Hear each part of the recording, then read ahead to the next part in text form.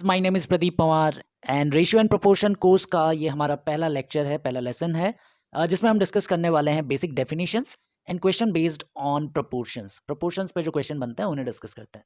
ठीक है friends, so start करते हैं इसकी पहली स्लाइड को जिसमें मैंने डिस्कस करा है what is ratio. So you should know about what is ratio. Ratio होता क्या है? So a ratio is a comparison of two quantities by means of division process. दो क्वांटिटीज का कंपैरिजन अगर हम डिवीजन प्रोसेस से करते हैं उसे रेशियो बोलते हैं। इसका एक बेसिक सा एग्जांपल मैंने लिया है। फॉर एग्जांपल ए एक एग्जाम में 20 मार्क्स स्कोर करता है और बी उसी एग्जाम में 40 मार्क्स स्कोर करता है। तो अगर मैं दोनों का कंपैरिजन कर रहा हूँ डिवीजन प्रोसेस से, so it will be A by B and that will be equal to 20 divided by 40 which is 1/2। So we can say that we can write this value as, हम इस वैल्यू को ऐसा लिख सकते हैं that A ratio B is equal to 1/2। ठीक है, so this is comparison of two values and ये दोनों वैल्यूज सेम यूनिट की होनी चाहिए, दैट इज कंपलसरी। यहाँ पर मार्क्स है तो यहाँ पर भी मार्क्स होना चाहिए। तो इसका मतलब क्या होता है? A ratio B is equal to 1/2। इसका मतलब यह है that B's marks are twice of A's marks because A upon B is equal to 1/2, so B will be twice of A. So this is simply a comparison of two values by means of division. I hope आपको ये clear होगा definition. Now यहाँ पर देखिए दो terms का use होता है, एक है एंटीसीडेंट, एक है कंसीक्वेंट। तो किसी भी रेशियो का जो पहला टर्म होता है उसको बोलते हैं हम एंटीसीडेंट और जो दूसरा टर्म होता है उसको बोलते हैं कंसीक्वेंट। तो आपको बस ये पता होना चाहिए what is antecedent and what is consequent. ठीक है, चलते हैं इसकी नेक्स्ट स्लाइड की तरफ। फॉर एग्जाम्पल 5:9, इसमें 5 is antecedent and 9 is consequent. ठीक है, सो फर्स्ट टर्म को एंटीसीडेंट बोलते हैं, सेकेंड टर्म को कंसीक्वेंट बोलते हैं। अब देखिए एक बहुत इंपॉर्टेंट रूल है रेशियो का, that if we are multiplying और dividing a non zero number, उससे हमारा रेशियो कभी भी चेंज नहीं होता है। फॉर एग्जाम्पल इसी रेशियो को ले लेते हैं 5/9। अगर 5/9 के मैं न्यूमरेटर में भी किसी नंबर से मल्टीप्लाई कर दूं और डिनोमिनेटर में भी मल्टीप्लाई कर दूं तो वैल्यूज तो चेंज हो जाएंगी एंटीसीडेंट एंड कंसीक्वेंट की, लेकिन रेशियो हमेशा सेम रहेगा। जो पहले रेशियो था अभी भी वही रेशियो रहेगा। ठीक है, सो ये बहुत इंपॉर्टेंट रूल है दैट द मल्टीप्लिकेशन और division of each term of a ratio by the same non zero number, it will not change our ratio. Ratio में कोई फर्क नहीं आएगा।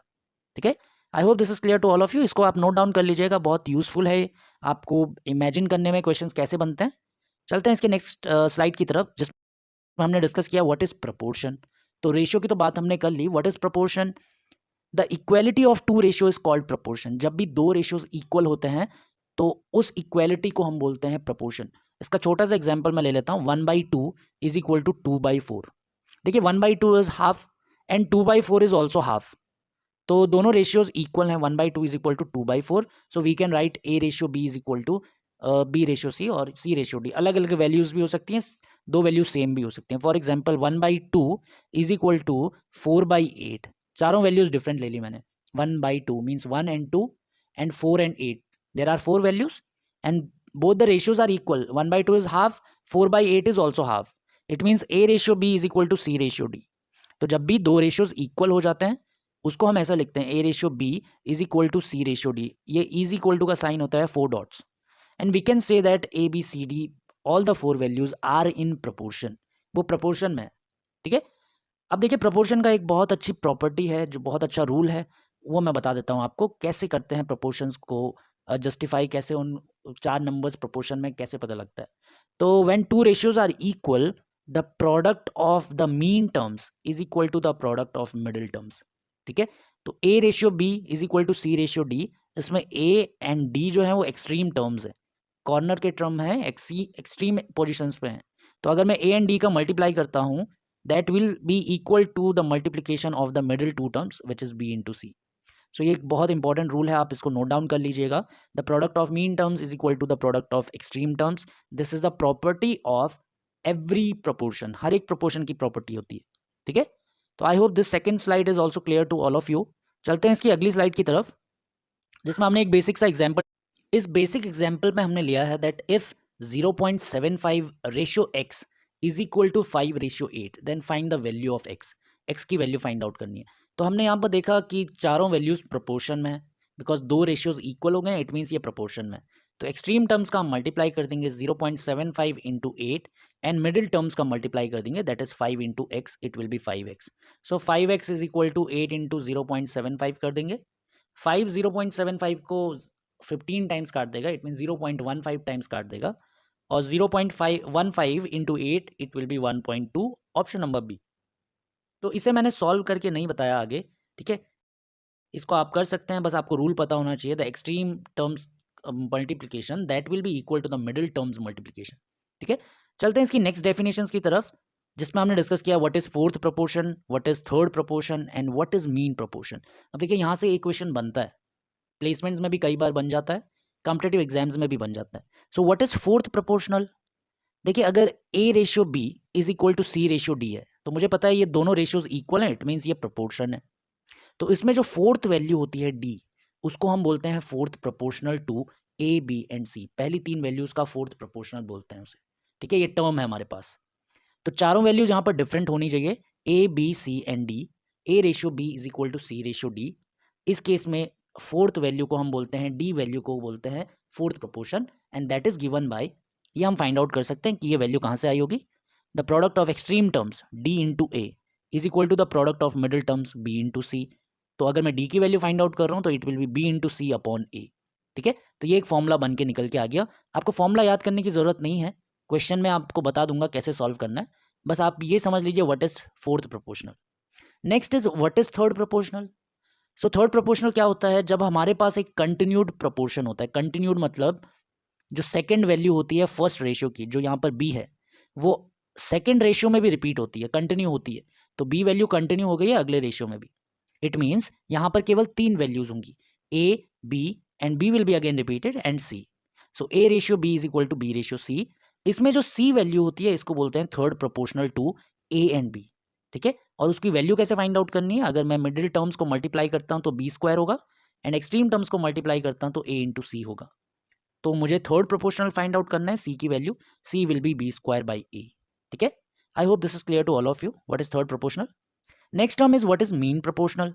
तो इसी, अगर कंटिन्यूड प्रोपोर्शन हमें गिवन है A ratio B is equal to B ratio C, तो इसी वैल्यू में जो B है इसको बोलते हैं मीन प्रोपोर्शनल, और इसकी वैल्यू कहाँ से आएगी, B square is equal to AC हो जाएगा। So B is equal to under root of A into C। मतलब जो भी वैल्यूज हमें गिवन होंगी उनका हमें बस मल्टीप्लीकेशन करना है और अंडर रूट लेना है, तो इसका मतलब मेरे पास मीन प्रोपोर्शनल आ जाएगा। आई होप तीनों डेफिनेशंस आपको क्लियर हैं। अब इन पे बेस्ड एक क्वेश्चन कर लेते हैं, एक एक क्वेश्चन, फिर इस चैप्टर को एंड कर देते हैं, इस लेसन को। जैसे कि इसको अभी लास्ट में करा देते हैं, ठीक है, पहले इस पे क्वेश्चंस कर लेते हैं। Find the proportional, fourth proportional to 5 8 and 15, ठीक है। देखिए आपको तीन वैल्यूज गिवन है, 5 8 एंड 15, और फोर्थ प्रोपोर्शनल पूछ रहा है, इट मीन्स D वैल्यू पूछ रहा है। तो I can consider A value as 5, B value as 8 and C value as 15। A को 5 एज्यूम कर लो, B को 8 एंड C को 15। तो देखिए मैंने सॉल्व कैसे किया है, फोर्थ प्रोपोर्शनल टू 5 8 एंड 15। अगर फोर्थ प्रोपोर्शनल फाइंड आउट करना है मतलब D वैल्यू फाइंड आउट करनी है, तो पहली दो वैल्यूज हो गई A ratio B 5 ratio 8, and last दो वैल्यूज हो गई 15 ratio D। D value unknown है। Now you can apply the concept, multiplication of the last two terms, extreme terms, 5 into D, that will be equal to the multiplication of the middle two terms, 8 into 15. You can find for D, D will be 5 3s are 15 and 8 3s are 24. So fourth proportional to these three numbers, it will be 24. I hope this is clear to all of you. Next question is, find the third proportional to 16 and 36. तो अगर third proportional find out करना है, it mean C value find out करनी है। इसका मतलब the given values are A and B, और ये रिस्पेक्टिवली लेनी है आपको, मतलब पहला वैल्यू A होगी और सेकंड वैल्यू B होगी, इसको आप रिवर्स नहीं कर सकते। So if we want to find the third proportional to 16 and 36, so I can write A ratio B is equal to B ratio C, ठीक है। अब A वैल्यू है 16, B वैल्यू है 36, एंड B वैल्यू कंटिन्यू होगी next ratio में भी 36 ratio C।